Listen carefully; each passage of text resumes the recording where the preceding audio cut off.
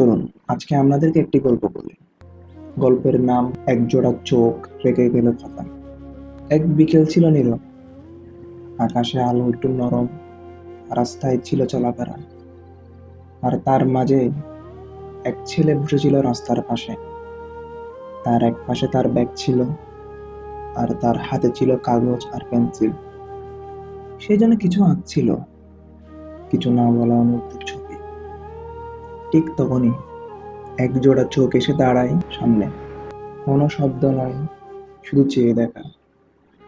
সে চোখে ছিল গভীরতা, মায়া, আর এক ধরনের অনুভূতি যা বলার মতো ভাষা নেই।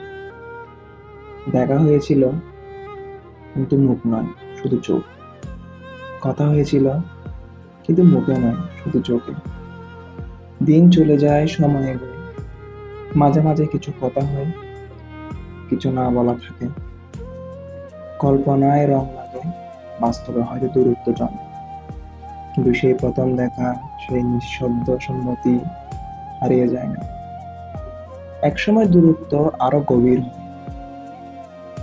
মেসেজ যায়, উত্তর আসে না, নাম ডাকা হয় না, অথচ ফিরে দেওয়া হয় না।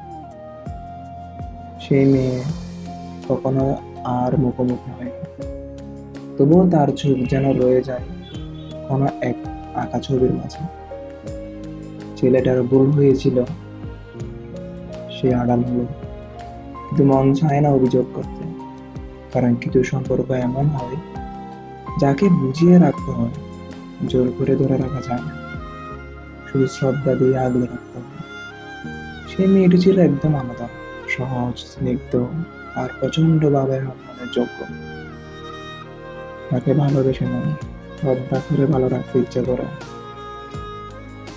বন্ধুত্বের জায়গাটা যেন অটুট থাকে, কারণ সে হয়তো চিরদিন নয়, তবু জীবনের এক অসাধারণ অধ্যায়।